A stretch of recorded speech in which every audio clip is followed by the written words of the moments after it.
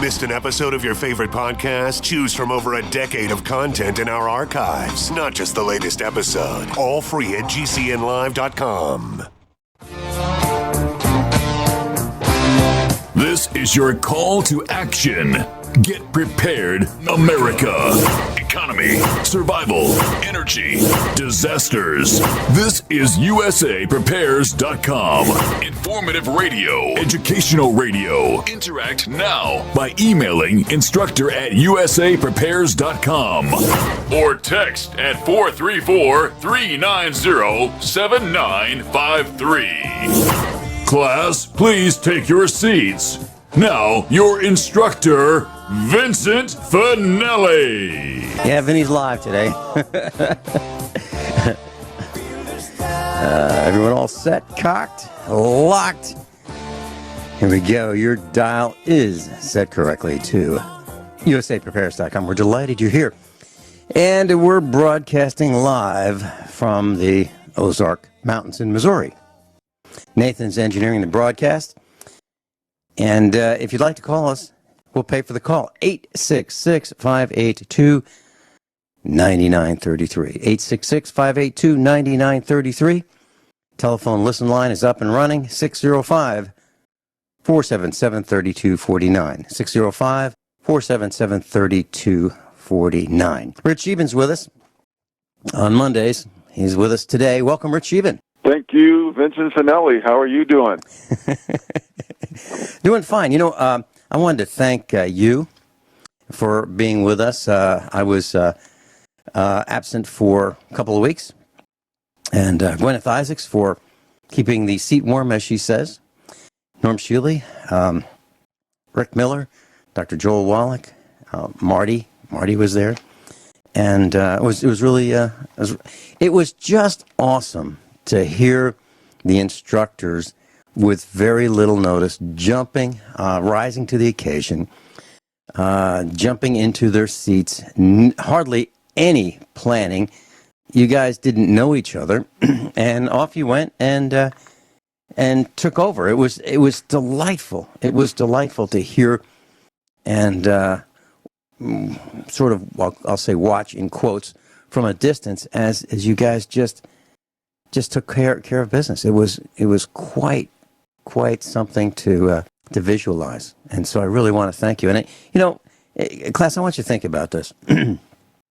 So Rich Scheben had never met Gwyneth Isaacs, and off they went with zero preparation, zero safety net, live on a moment's notice. And same thing with Norm Shealy and Dr. Richard Allen Miller and Marty Barrett.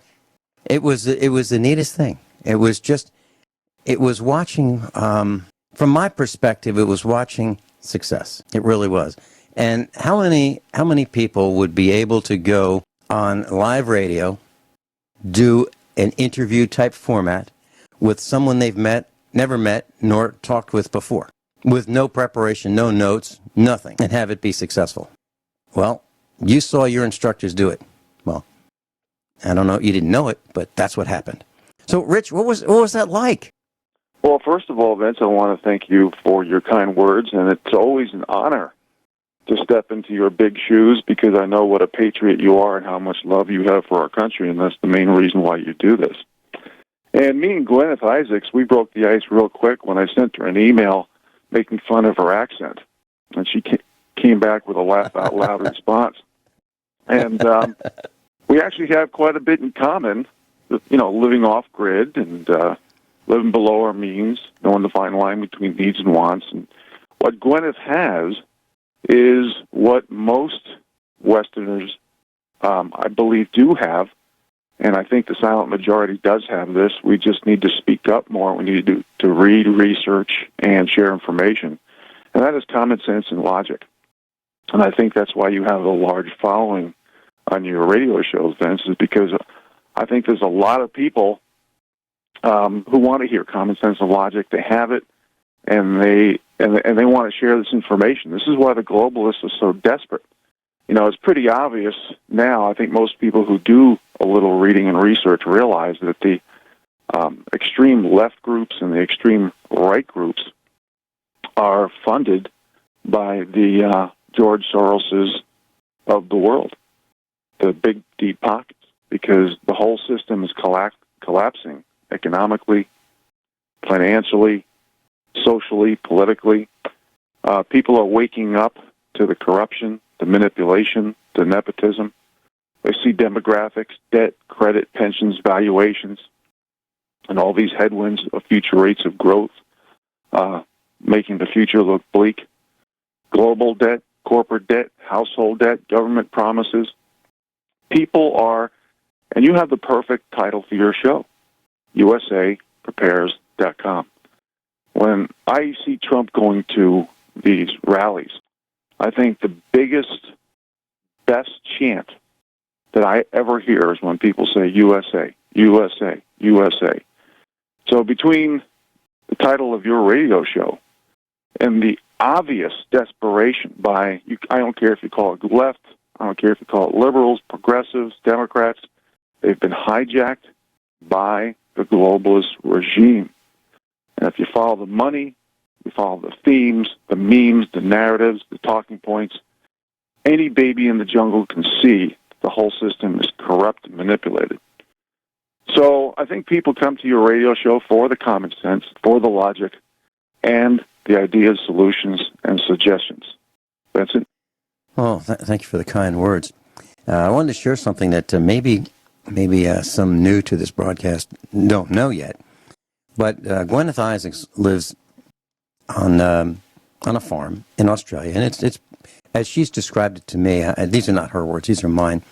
Some of it's primitive. She lives in an adobe house. It's a mud house, mud farmhouse. She has no utility electric, as you, Rich. Neither one of you has utility electric. So you have solar panels and batteries and an inverter and a charge controller and so forth. But when the sun goes down, a couple hours later, she's out of battery electricity. So at night, there is no electricity, not even from her batteries.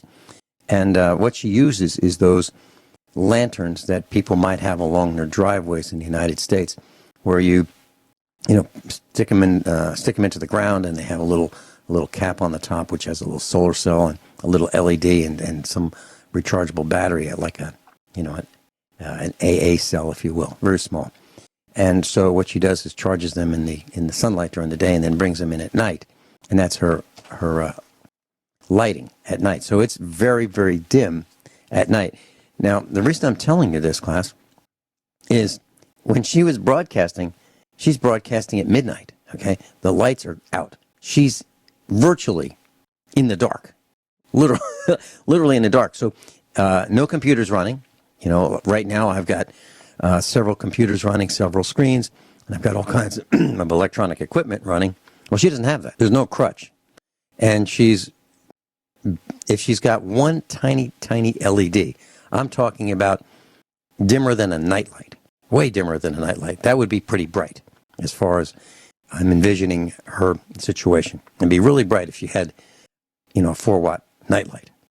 So for her to be able to have done that for 2 weeks, congratulations. I mean, I was really impressed. She didn't prepare with Dr. Joel Wallach. She didn't prepare with Norm Shealy. She didn't prepare with Rick Miller, and nor you. And she did it. And you.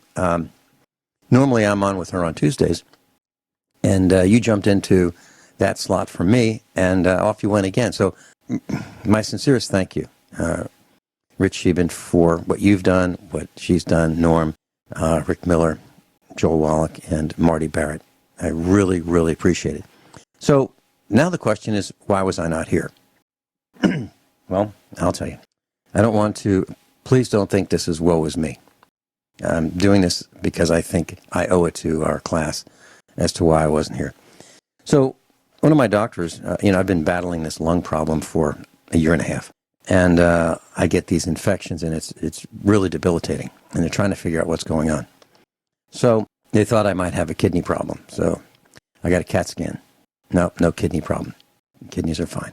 They wanted to do something called an endoscopy.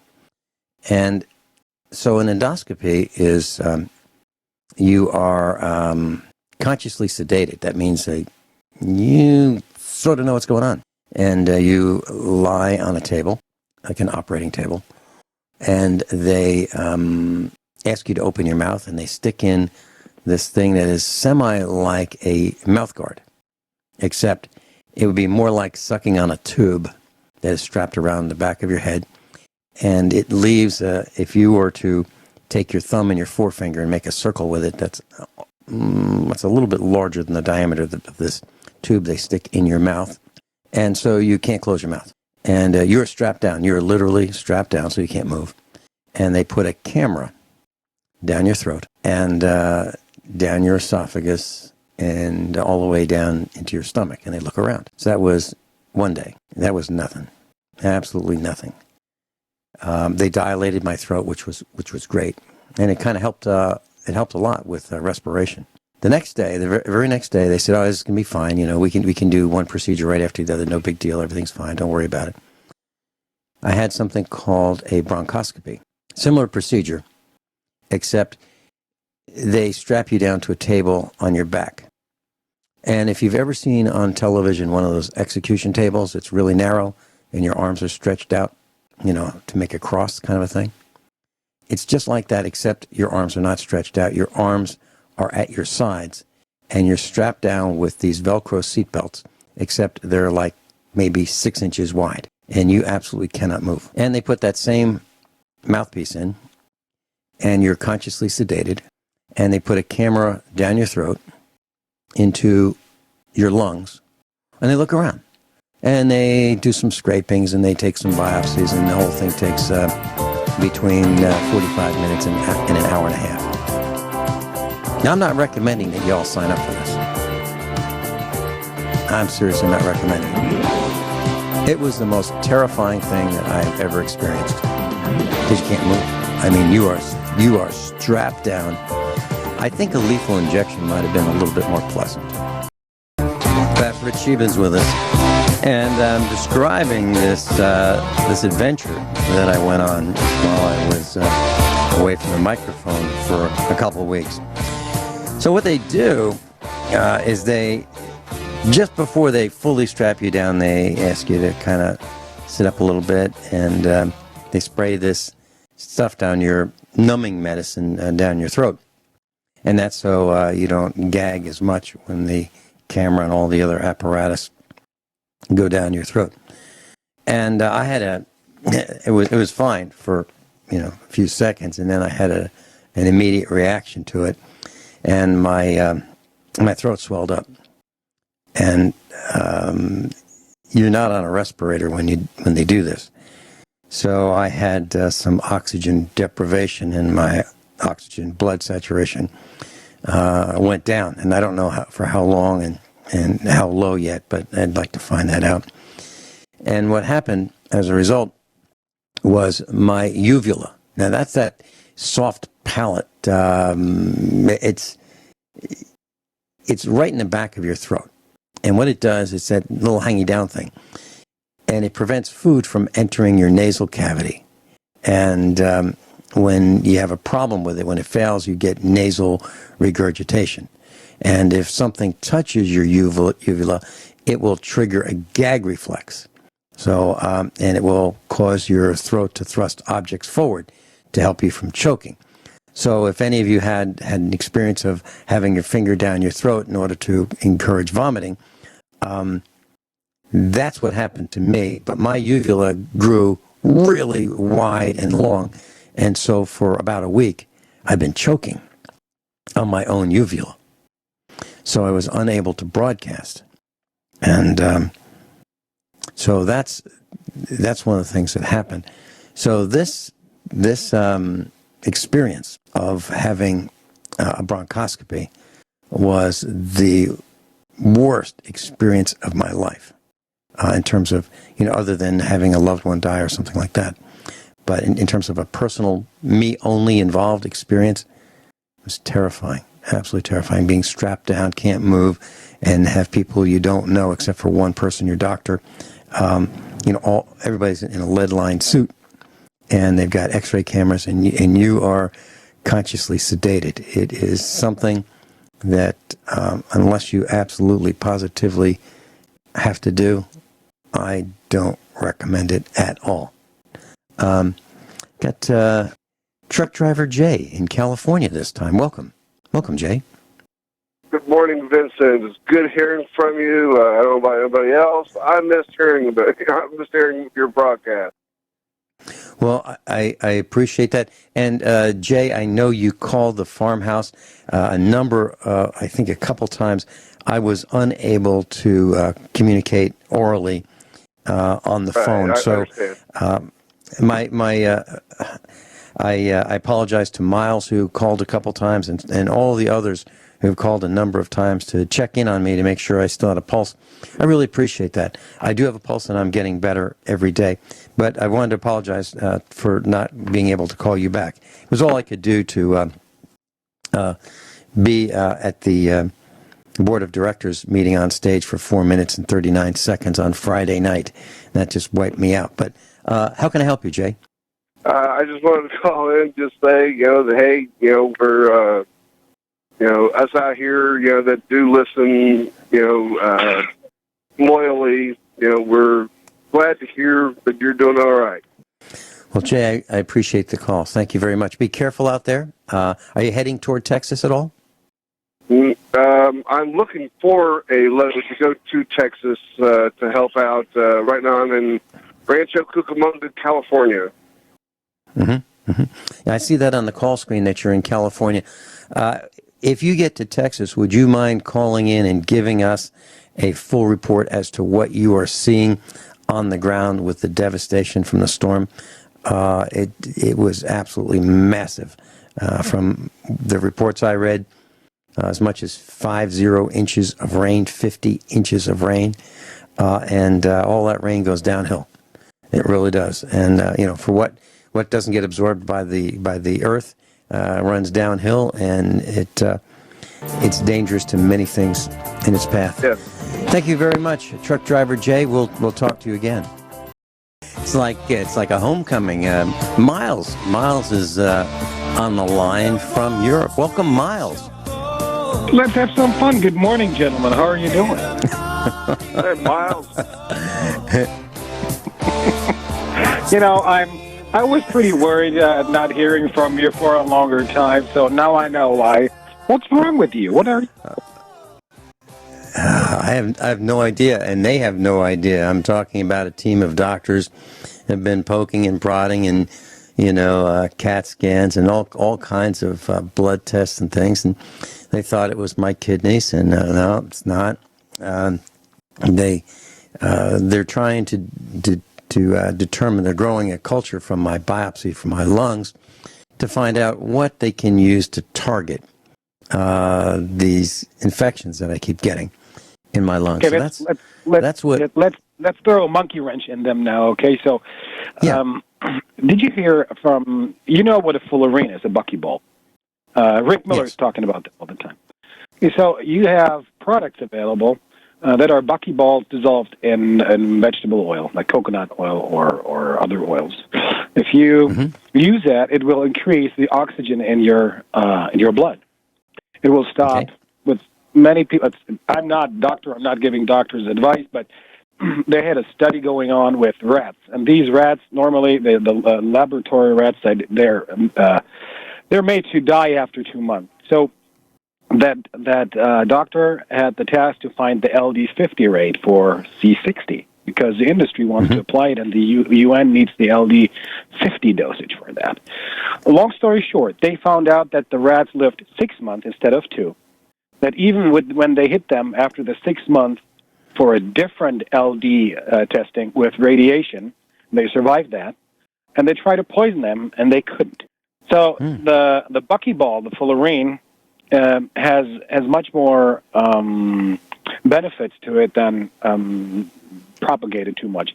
Do your research on that. Find out about that. It's fluorine in vegetable oils. Read about that and decide for yourself. By the way, I wrote that down.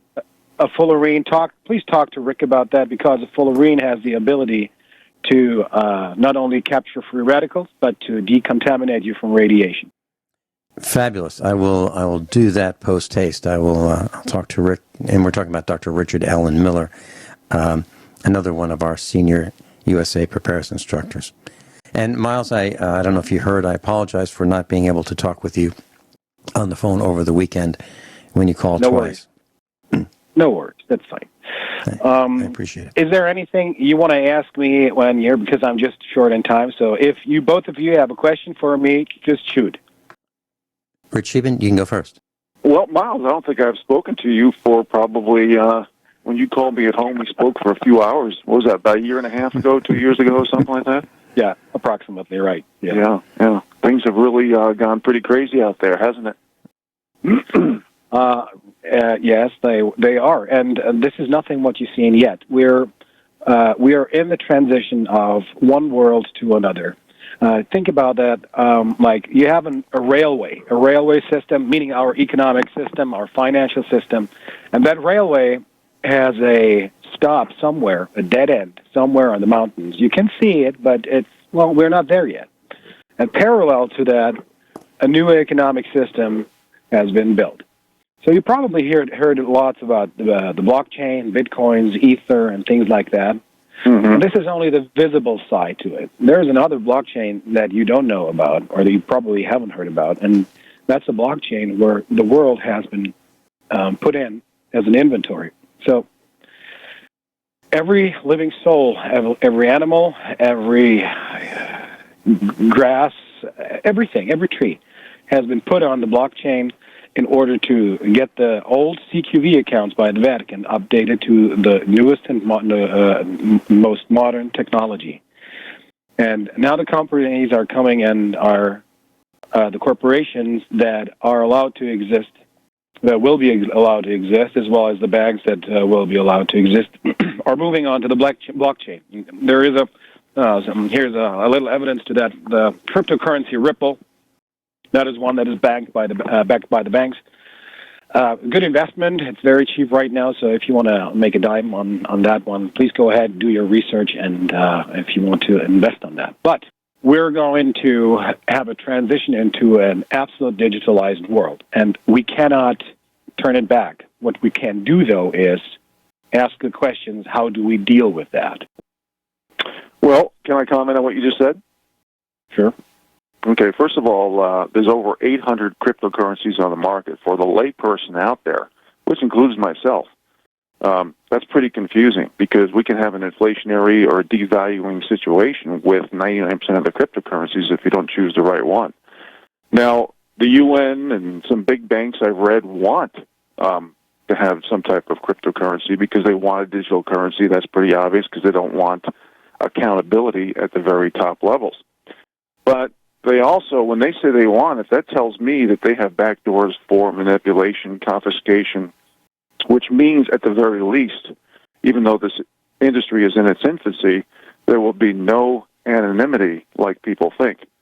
And that means it's open for manipulation like gold and silver, whether it be the paper, physical analogy, and the manipulation of naked shorts, or however they decide to do it by pressing a button. So I heard that it is a process to convert crypto to cash. And I think a lot of people right now are looking for a lot of answers. I mean, obviously hard assets, land, home, being out of debt, having certain skill sets, maybe living off grid, being able to grow a garden, having some land, rural property, maybe U.S. treasuries, a little food storage. You know, people are really looking for answers and ideas and solutions on how to think for themselves. That's why I always say read, research, and share information with others. So regarding the preparedness end of things, including the context of cryptocurrencies, which you brought up, please address what I just said. Rick, it's more drastic than people just want to have answers. We are at a point that it's like an alphabetism. If you cannot read, you have problems navigating your life in this world already. The crypto world is the world of the future because it has already been decided. It has been decided in 2007. The implementation by the IMF was beginning in 2011. And it's like always, you haven't been told a story because it would take away the surprise moment to eliminate liabilities such as pension funds, such as retirement, or even if you lose your job and the company is not there, there's nothing you can do anymore. So it's not a question to find answers.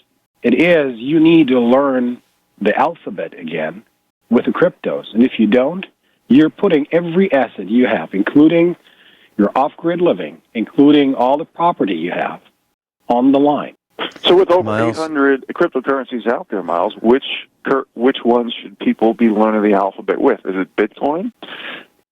I mean, there is a couple of them. Like the two most interesting that you need to get in first is the Bitcoin and the Ether. The Bitcoin is a storage of values. It's going to be used for, it already crossed double the price of gold. And just to give you an analogy, India, the country with most gold and silver per capita, when the money was taken away from them, they couldn't use their silver or their gold.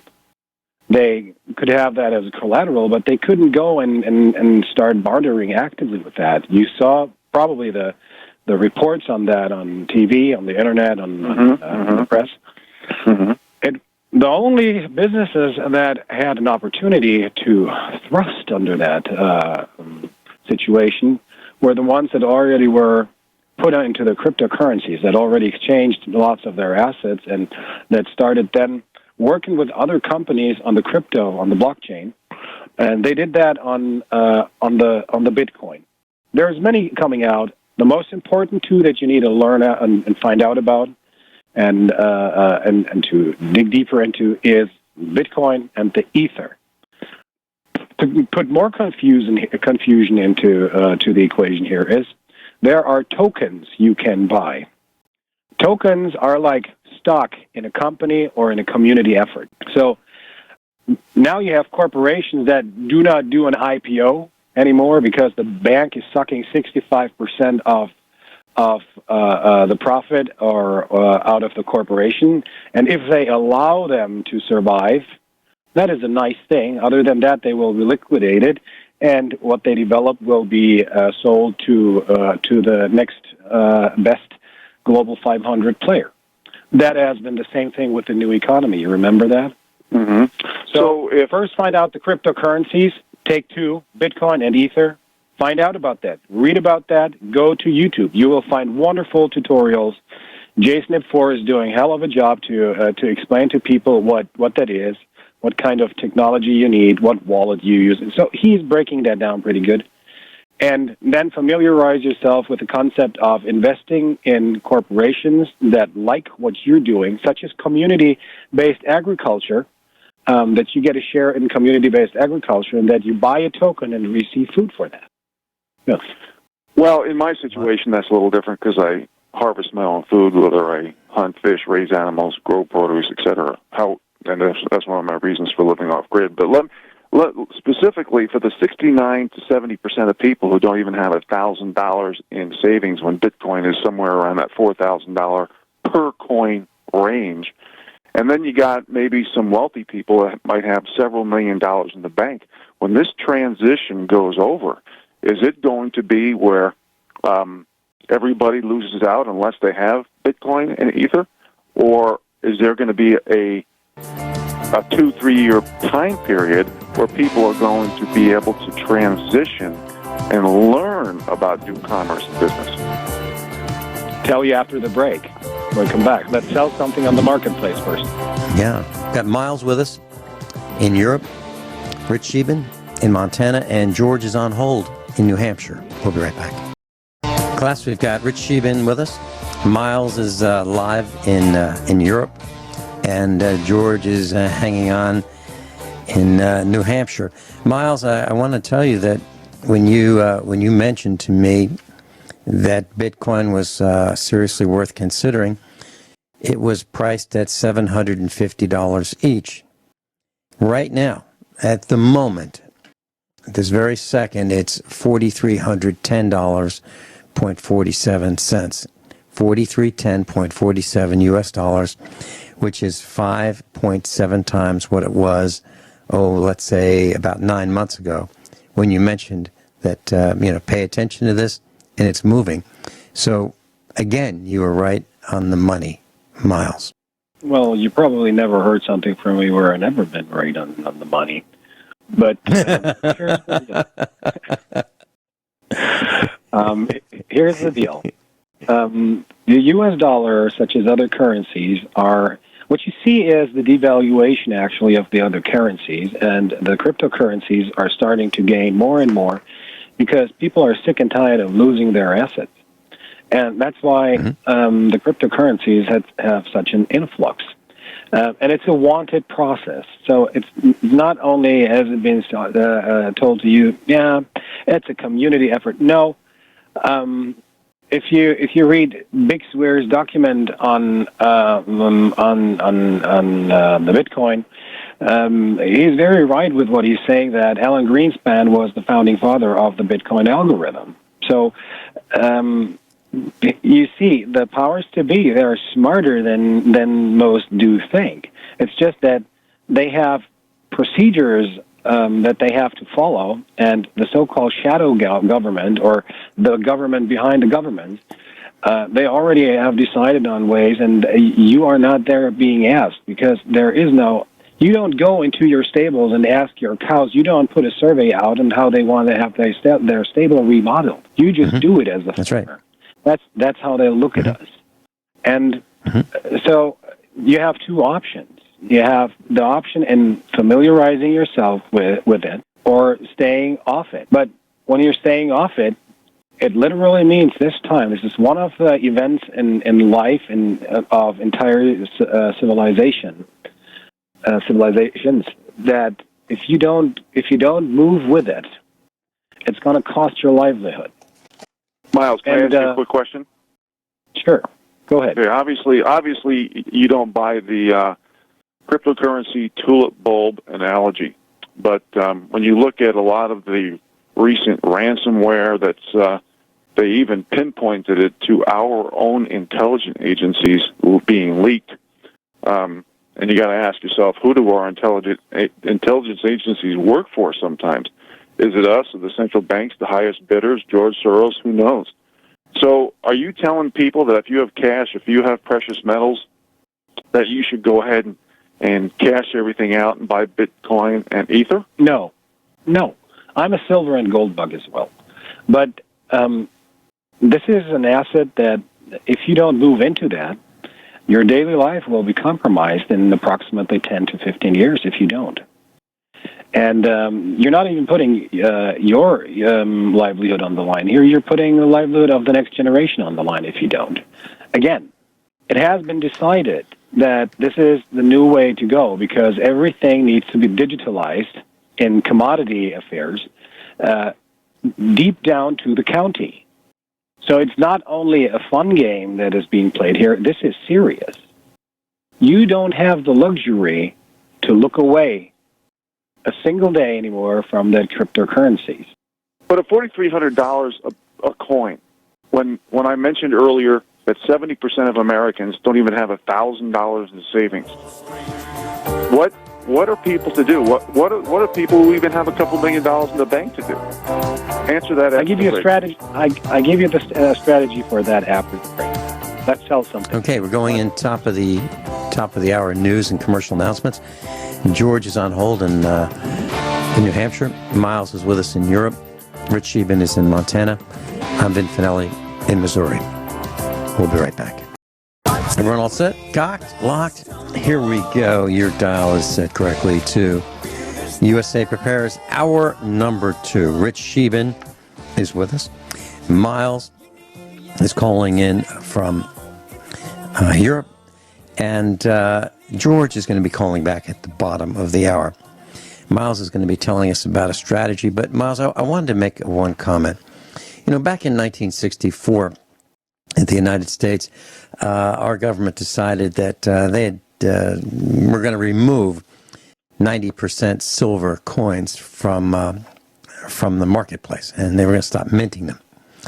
Now, if we knew that, back then, it might not have been quite as obvious as it was a few years later as silver appreciated in value. And we said, wow, shoot, we could have had a lot more than a dime's worth of silver for a dime or 10 cents, or we should have bought some more silver dollars. I mean, it was absolutely obvious years later, but the information was all right there, right in front of us, but many of us did not take advantage of it.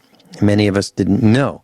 Now, the information that you're giving us right now is like that, except even more important, and the growth has been even more explosive.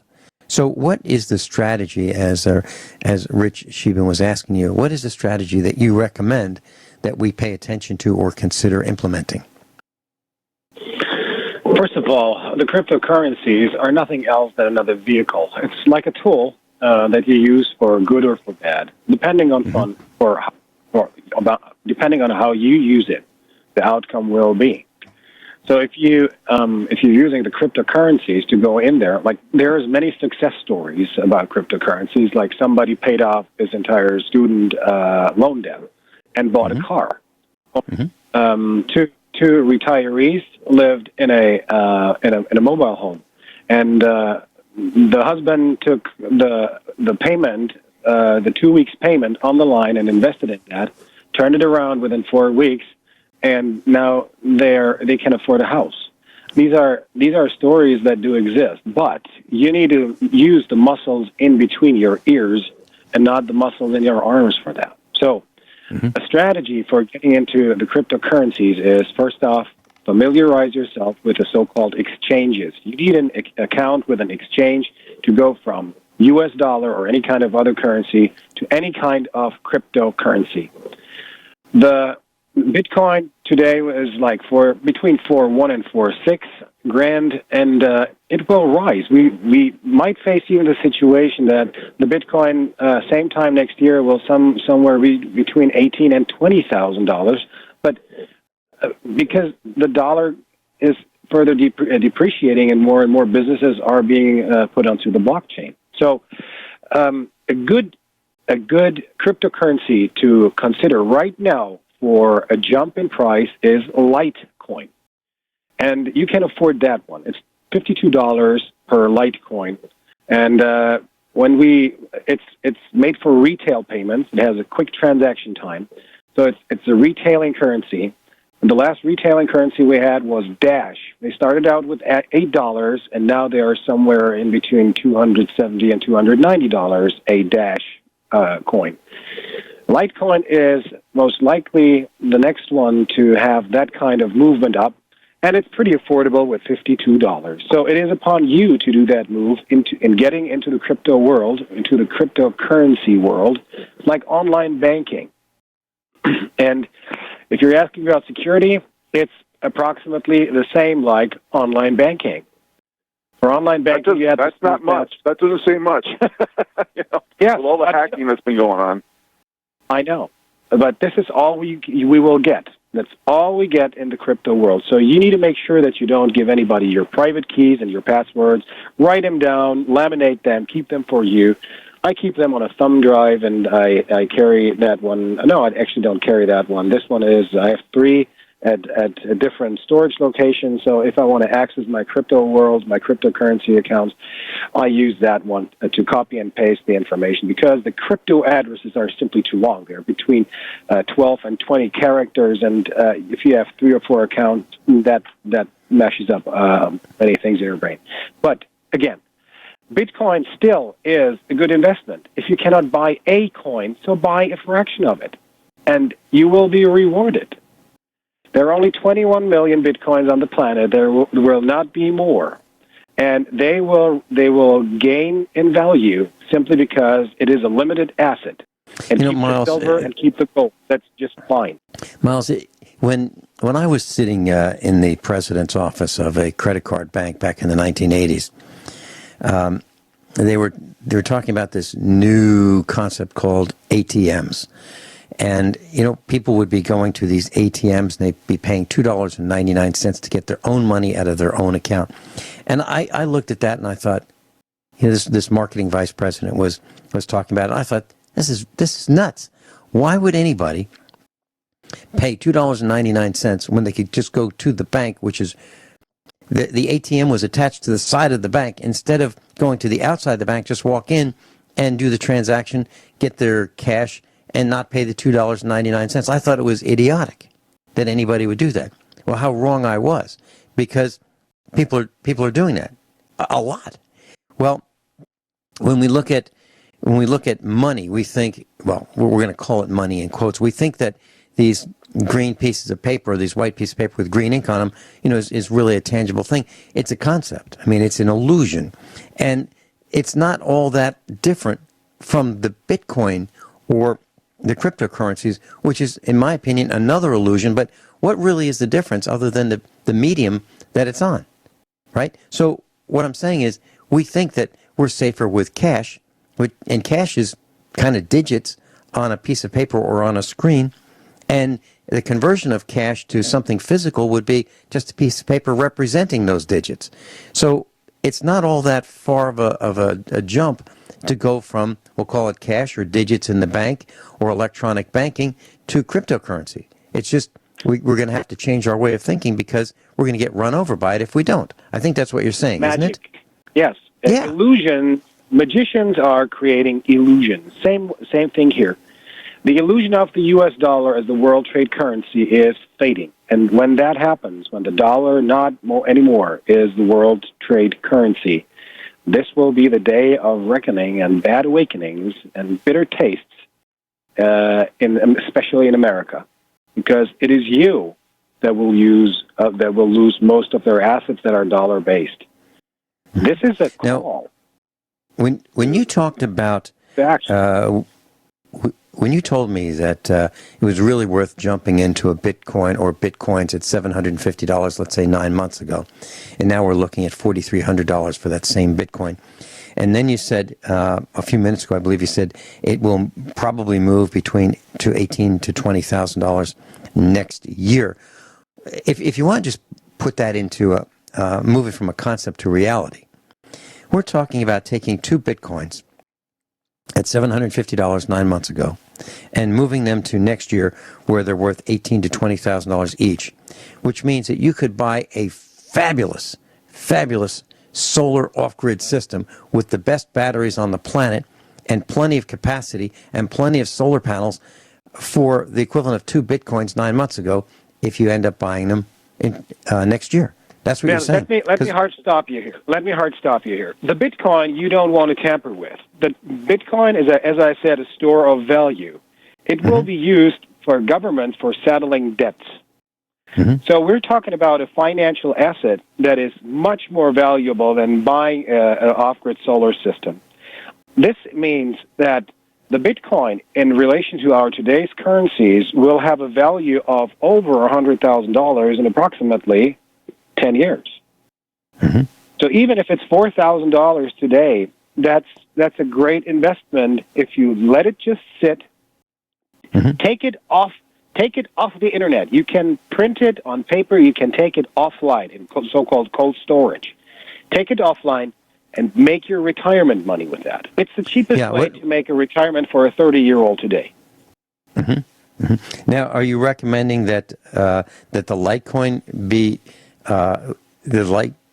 be purchased as a faster growing asset, or Bitcoin? That I cannot answer. I know what I can tell you though is that Litecoin is tailored to be a more retailer oriented currency, and so it is. You have more Litecoins than Bitcoins. Bitcoins are a limited amount of assets. It's 21 million. And in the future, if somebody is going to pay with Bitcoins, you are going to pay with the fraction, like the seventh or eighth digit behind the dot. That will be a payment because they will be so valuable. Again, familiarize with that. Go to YouTube, look up Bix where he's telling you about Bitcoin and the history of the Bitcoin and the algorithms. You should get Joe Tampa from Florida. His internet or his YouTube pseudonym is JSnip4. You should get him on a show for a Friday. I will work on that. familiarize the guests with that. And this is a good start. But Miles, can I ask a question here? Kind of a devil's advocate question here. I've read articles where some people consider cryptocurrencies like a Bitcoin, almost like stealing from new people for regarding new investments, and a pyramid analogy, because the new people who didn't get in are paying way higher prices, so it's kind of a pyramid scheme in reverse compared to pyramid marketing.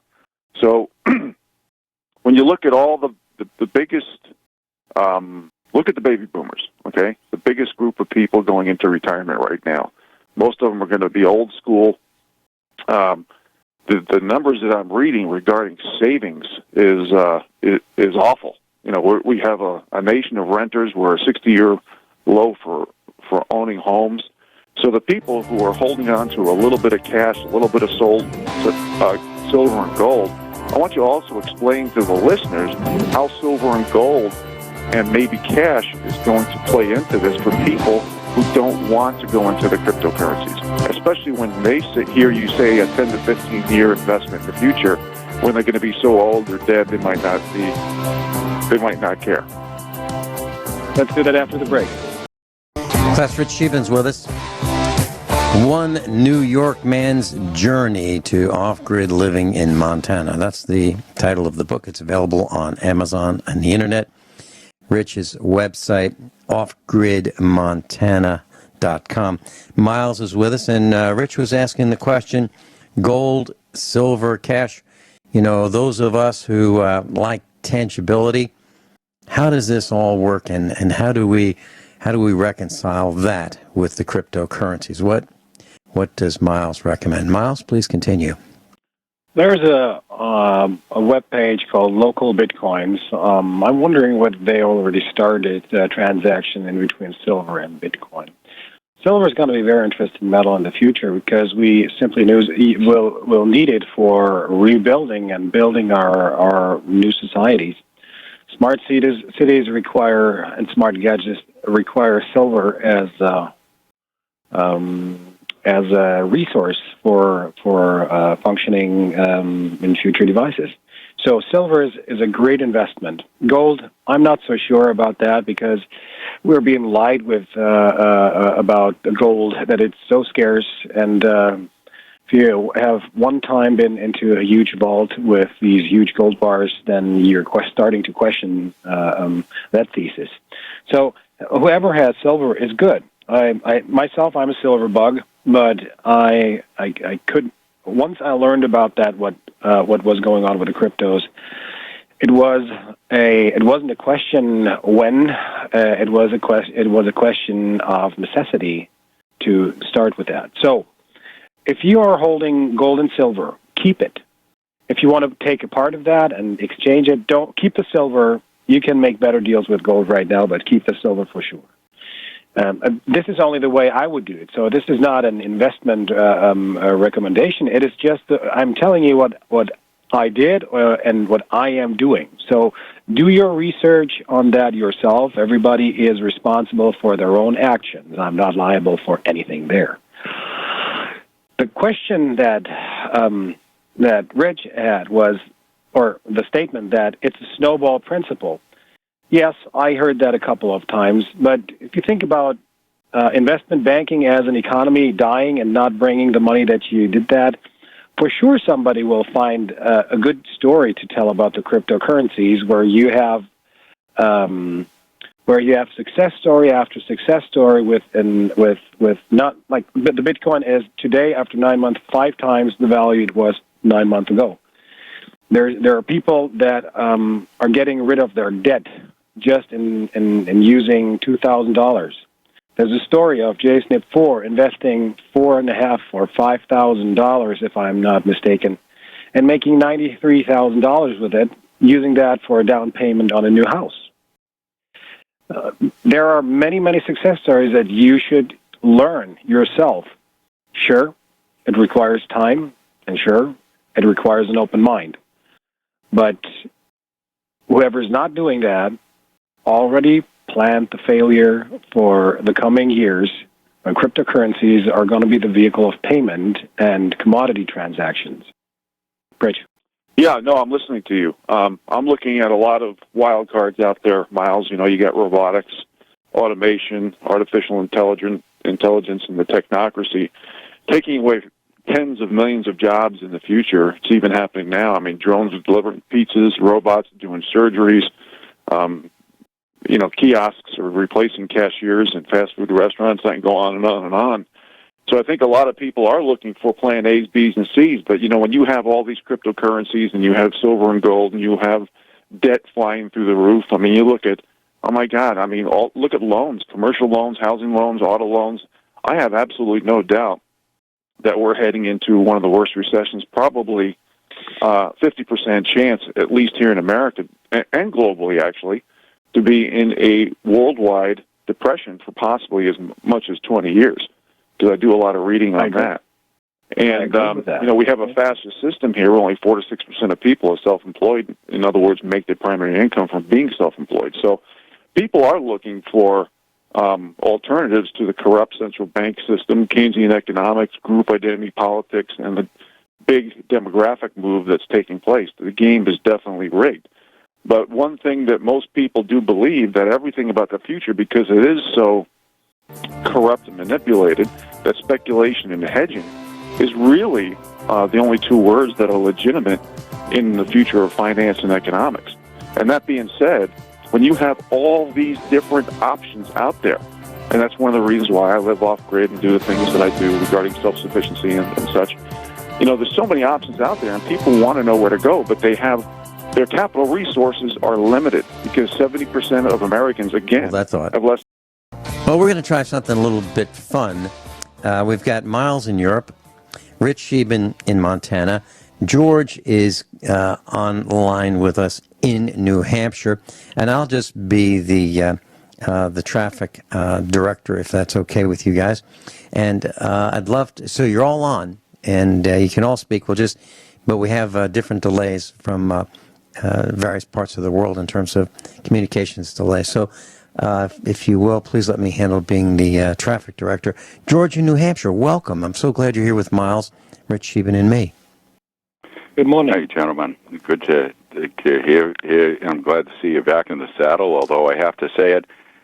To Gwyneth, to me, now that you've explained what she had to go through in a technical aspect, not to mention how far away she was and the time of the night, it kind of reminds me what they said about Fred Astaire and Ginger Rogers. Fred Astaire's got all the credit for all the dancing and all that, and yet they said, wait a minute, Ginger Rogers had to dance backwards with Fred Astaire to make him look good in high heels. So it was I would say that was the communications star of awards. She'd go to Gwyneth for that, huh?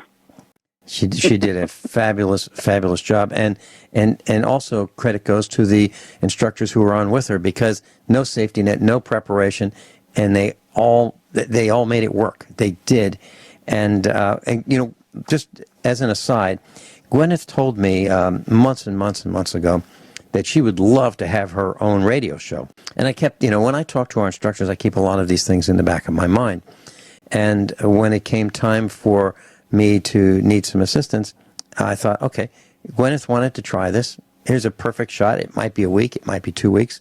Gwyneth, it's your chance. Would you like it? And she said, yeah. And she sent me an email this morning, said thank you, and she'd be available again. And I know Rich Scheben would like to do it as well.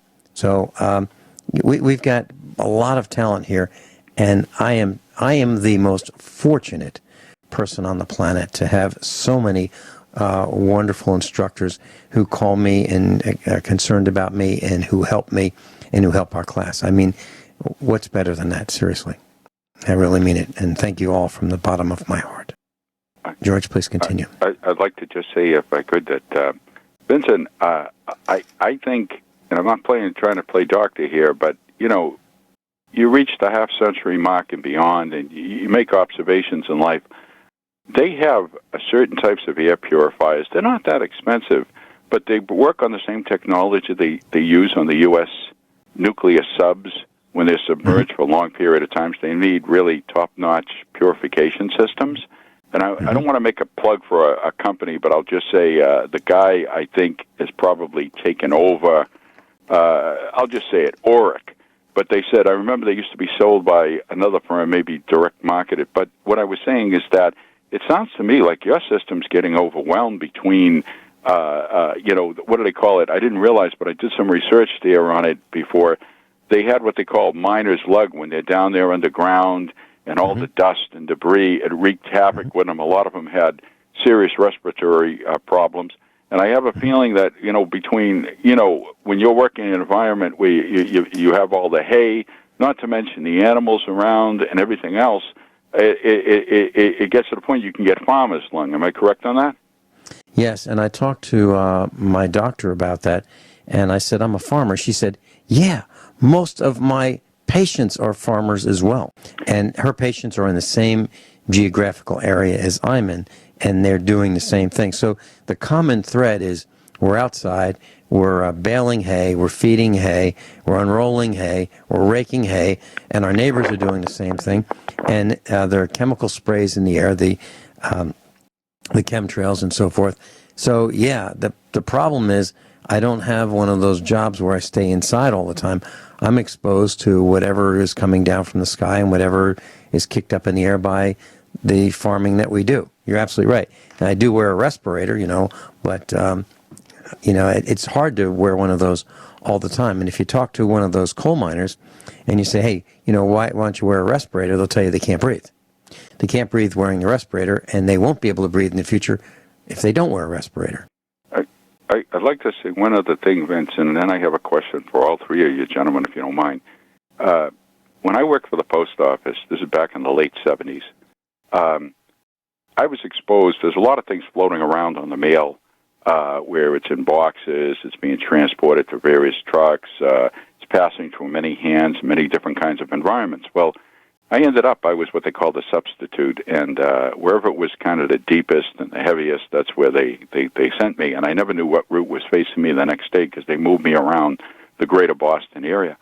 And anyway, what happened was that the one time in 100, when your mother would say, well, you got a cut, might get infected. Well, let's just say I got a cut, I had the next day off, I didn't want to report it, I didn't want them to listen to, them saying gold brick and all the rest of it. So what happened was that by 2 days later, my hand was swelled up and was sweeping up my arm. My doctor put me on antibiotics. And it ended up, he told me, he goes, that it could have went to my heart. They had to operate it. They had to drain the hand. And I always remember what he said. He looked me dead in the eye. He was like, I have a feeling Dr. Shealy knew him, too, back in Boston. I think they started out around the same time. Anyway, he told me, he goes, you were lucky this time. Get out of the job. You might not be lucky the next time. And what I'm saying is that some of the environments, if it's going to get to the point where you're going through such heavy-duty diagnostics that basically, put your body through things that, it's like I told you earlier, I said, all the king's horses and all the king's men can't put you back together again. I think maybe you might have to, you're a talented man, as I know Miles is, as I know Rich is. You've all proven that you can walk away from the asphalt jungles and you can basically carve out a new life for yourself in the rural areas. And what I wanted to ask you, gentlemen, was this. Now, I'm in the mountains, so I've made the same switch, but not as probably artfully and intensively as you have. But what have you noticed have been the improvements in your life and the changes in your life, how it's impacted you for the better? Could you address that, gentlemen? Miles, would you go first, please? I'm living in the mountains as well. I'm approximately at 850 meters. I'm living on a farm that is now almost 400 years old in a house that is 117 years old. Life for me changed from being in a high management position in the asphalt jungle, getting poisoned not only by my work, but deliberately being poisoned because of what I was doing. And for me, my life changed dramatically when my first child was born. That was the decision that I had to make to continue the old ways or do something else and go back to the roots. And it paid out more than 1,000%. My health is now better than it was 10 years ago. our family is living a family life that would not be possible in the city jungle. So far, it is more work. Everything is more work-oriented. Nothing is being managed for you unless you're managing it for yourself. And it's a very good learning curve and preparation for my children as well. With that, I keep it. Rich, please continue. Rich Scheben? Well, I talk a lot about common sense and logic, and when I read articles where, for example, Monsanto shareholders voted by 96% to not disclose GMO ingredients, and here at the same time they're selling glyphosate, which is an ingredient in Roundup, which is associated with cancer. You just got to put, a few math questions in front of you and say, hey, they're trying to kill us. I mean, you look at everything as in vitro or laboratory or test tube. I talk about open pollinated and heirloom seeds, raised beds with vitamins and minerals, the importance of enzymes, which act as catalysts for biochemical reactions, which aid in digestion and nutrient support. I talk about immune stimulants versus immune suppressants. Cancer is rising 10,000%. Most vaccines contain mercury, MSG, formaldehyde, aluminum, all potent neurotoxic chemicals or heavy metals.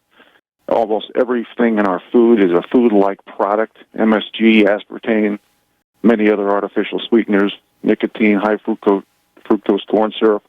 Everything's designed to be addictive. So you just got to look at common sense and logic at a certain point, and you look around, you read, you research, you share information, and you got to realize that we as the people, especially the bottom 93%, which I always talk about, we don't have the ability to control our own destiny as much anymore.